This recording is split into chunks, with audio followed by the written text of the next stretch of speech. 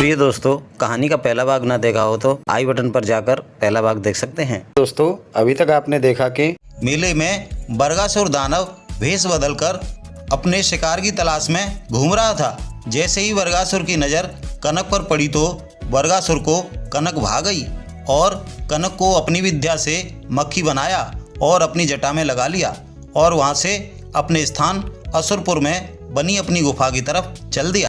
अब इससे आगे और कनक को गुफा में ले जाकर 7 तालों के अंदर बंद कर दिया।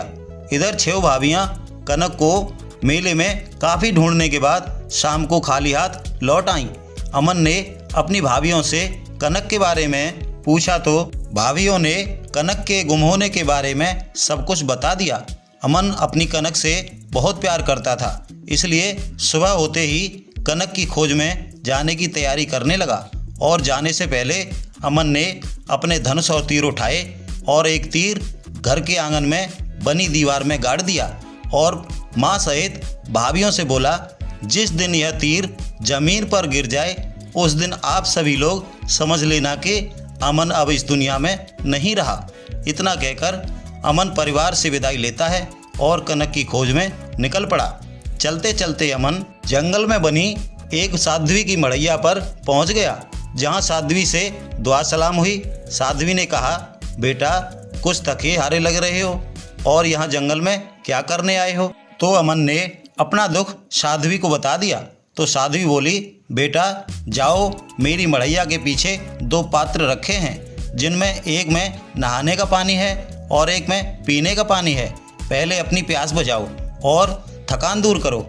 अमन जब पात्रों के पास पहुंचा तो देखा कि छोटे छोटे 2 पात्र जिनमें लगभग 1-1 लीटर पानी भरा था, जिसे देखकर मन में सोचने लगा कि इतने मामूली से पानी में कैसे तो मैं कुल्ला दातुन करूँगा और कैसे नहा लूँगा और कितना मैं पी लूँगा। खैर जो हो, पहले कुल्ला दातुन कर लेता हूँ। ऐसा सोचकर अमन ने पात्र से 1 लुटिया पानी निकाल लिया और जमकर कुल्ला दातुन किया।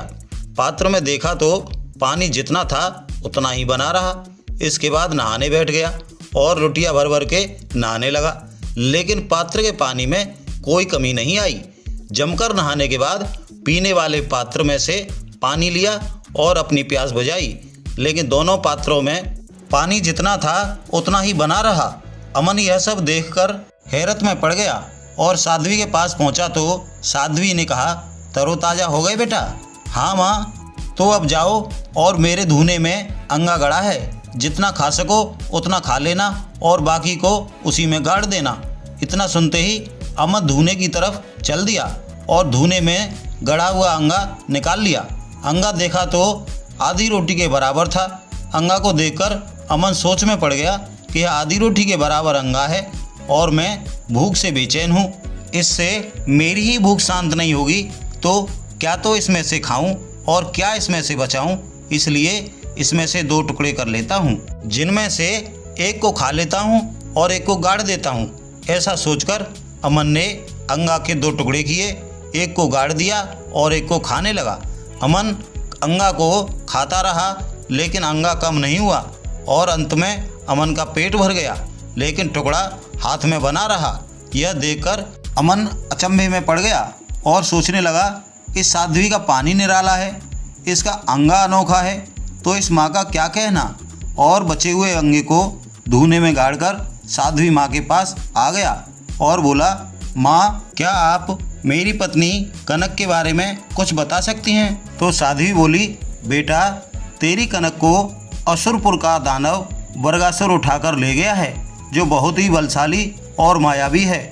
इतना सुनते ही अमन बोला, हे माँ, उस दानव से कनक को छुड़ाने का मुझे कोई तरीका बताइए।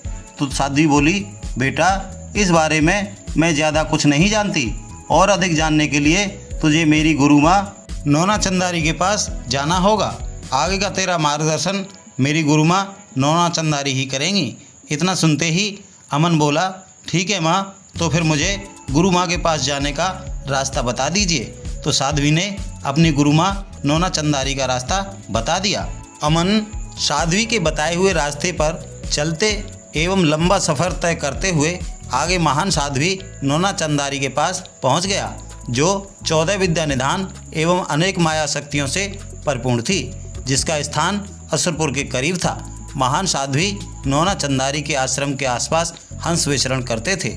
साध्वी नोना चंदारी के विद्या और माया शक्ति में वर्गासुर से अधिक शक्तिशाली होने के कारण वर्गासुर नोना चंदारी से खौफ खाता था। नोना चंदारी के आश्रम में पहुंचते ही अमन की साध्वी से दुआ सलाम हुई और साध्वी ने अमन से अपना परिचय और आने का प्रयोजन पूछा, तो अमन ने सब कुछ साफ साफ बता दिया। इसके बाद महान साध्वी नोना चंदारी ने पूर्व साध्वी की भांति अमन का आतिथ्य किया और बोली, बेटा, इस मायावी दानव से कनक को आज़ाद कराना इतना आसान नहीं है। इस दानव ने तेरी कनक को अपनी गुफा के 7 तालों के भीतर कैद करके रखा है और जब भी बाहर जाता है तो अपनी माया से उस गुफा का दरवाज़ा बंद करके जाता है और उसकी गैर मौजूदगी में गुफा के अंदर कोई भी नहीं आ जा सकता और कोई भी इंसान उसके काम में दखल देता है तो उसे अपनी माया से पत्थर का बना देता है। इसलिए बेटा, कनक को छोड़ो और अपनी जान की फिक्र करो, यहाँ से लौट जाओ। इतना सुनते ही अमन बोला, माँ, मुझे अपनी जान की फिक्र नहीं है। मैं जाऊँगा तो अपनी कनक के साथ, अन्यथा यहीं पर अपने प्राण त्याग दूंगा। इस पर साध्वी बोली, ठीक है बेटा, जब तुमने ठान ही लिया है तो सुनो, जैसा मैं कहूँ अगर तुमने वैसा ही किया तो अपनी कनक को ले जा पाओगे, अन्यथा तुम्हारी एक चूक तुम्हें पत्थर का बना देगी। इतना सुनते ही अमन बोला, ठीक है माँ, जैसा आप कहोगी मैं वैसा ही करूँगा। इस पर साध्वी बोली, बेटा, अब शाम का समय है, इस समय दानव अपनी गुफा में होगा और इस समय जाना ठीक नहीं है, इसलिए कल सुबह जब दानव गुफा से बाहर विचरण के लिए चला जाए तब तुम मेरी धूनी में से अपनी दोनों मुट्ठी राख भर के ले जाना और गुफा के दरवाजे पर पहुंचते ही दाएं हाथ की मुट्ठी की राख दरवाजे पर मार देना, जिससे दरवाजे के साथ साथ 7 ताले खुल जाएंगे और तुम अपनी पत्नी के पास पहुंच जाओगे। लेकिन अभी सिर्फ मिल सकते हो, ले जा नहीं सकते। ले जाने के लिए क्या करना होगा यह मैं बाद में बताऊंगी। जब तुम अपनी पत्नी से मिलने के बाद आओ तो गुफा के दरवाजे पर आकर बाहर से बाएं हाथ की मुट्ठी की राख दरवाजे पर मार देना, जिससे दरवाज़ा बंद हो जाएगा और सीधे मेरी कुटिया में आकर घुस जाना। कोई पीछे से आवाज़ लगाए तो मुड़कर मत देखना, अगर तुमने मुड़कर देखा तो तुम पत्थर के बन जाओगे। ठीक है माँ, मैं ऐसा ही करूँगा, अमन ने कहा। इसके बाद अमन खाना पीना खाकर सो गया और सुबह होते ही जाने के लिए माँ के आदेश का इंतज़ार करने लगा।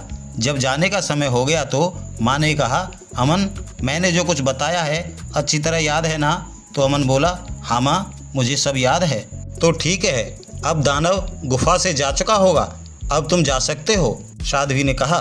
साध्वी का आदेश पाते ही अमन दानव की गुफा के दरवाजे पर पहुंचा और दाएं हाथ की मुट्ठी की राख दरवाजे पर मार दी, जिससे दरवाजे के साथ साथ अंदर के 7 ताले खुल गए और अमन बड़ी ही आसानी से गुफा के 7वें कक्ष में पहुंच गया, जहां उसने अपनी पत्नी को कैद हुए पाया। जैसे ही कनक ने अपने पति अमन को गुफा में अपने पास देखा तो अमन से लिपट गई और रोने लगी और बोली, नाथ, मुझे यहाँ से ले चलो। अमन भी अपनी कनक को देखकर भाव विभोर हो गया और बोला, प्रिय, चिंता ना करो, मैं आ गया हूँ और बहुत जल्द तुम्हें यहाँ से ले जाऊँगा। अभी मैं तुम्हें नहीं ले जा सकता, अभी कुछ समय तुम्हें धैर्य रखना होगा। अमन की बात सुनकर कनक को संतोष हो जाता है और अमन अपनी पत्नी से मिलने के बाद गुफा से बाहर आता है। दरवाजे पर आकर बाहर से बाएं हाथ की मुट्ठी की राख दरवाजे पर मार देता है और दरवाज़ा बंद हो जाता है। इसके बाद साध्वी की कुटिया की तरफ जा ही रहा होता है कि दानव का आना होता है और गुफा से निकलकर जाते समय अमन को देख लेता है और पीछे से मानव स्वर में अमन को आवाज़ देता है, हे पथिक, तेरा कुछ सामान गिर गया है, उसे लेता जा। अमन ने मानव रूपी आवाज़ सुनी तो साध्वी की दी हुई चेतावनी को भूलकर चूक कर बैठा और पीछे देख लिया। पीछे देखते ही अमन पत्थर का बन गया। अमन को पत्थर का बनते ही अमन के आंगन की दीवार में लगा हुआ तीर गिर गया और जैसे ही तीर गिरा वैसे ही 6 भाभियाँ एवं माँ सभी रोने लगे। दोस्तों कहानी आपको पसंद आ रही हो और लाइक ना की हो तो लाइक कर दीजिए। मिलते हैं अब अगले भाग में, तब तक के लिए आप सभी को जय श्री कृष्णा।